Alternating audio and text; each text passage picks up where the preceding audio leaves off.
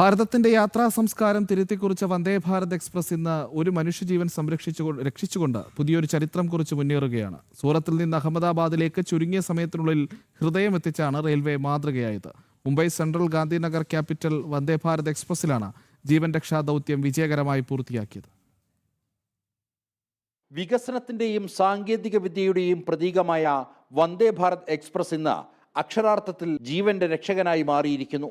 അഹമ്മദാബാദിലെ UN Mehta institute of കാർഡിയോളജിയിൽ പ്രവേശിപ്പിക്കപ്പെട്ട രോഗിക്കായി സൂറത്തിൽ നിന്നും ശേഖരിച്ച ഹൃദയം എത്തിക്കാനാണ് വന്ദേ ഭാരത് എക്സ്പ്രസ് ഉപയോഗിച്ചത്.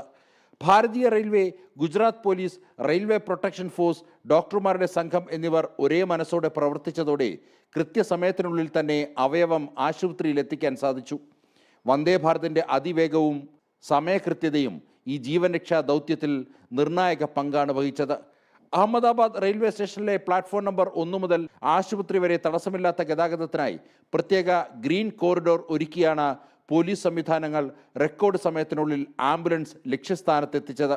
അടിസ്ഥാന സൗകര്യ വികസനത്തോടൊപ്പം ജനസേവന രംഗത്തും കേന്ദ്ര സർക്കാരിൻ്റെ ഓരോ പദ്ധതികളും എപ്രകാരമാണ് ജനങ്ങൾക്ക് ഉപകാരപ്പെടുന്നത് എന്നതിൻ്റെ ഉത്തമ ഉദാഹരണമാണ് ഈ റെയിൽവേ ദൗത്യം.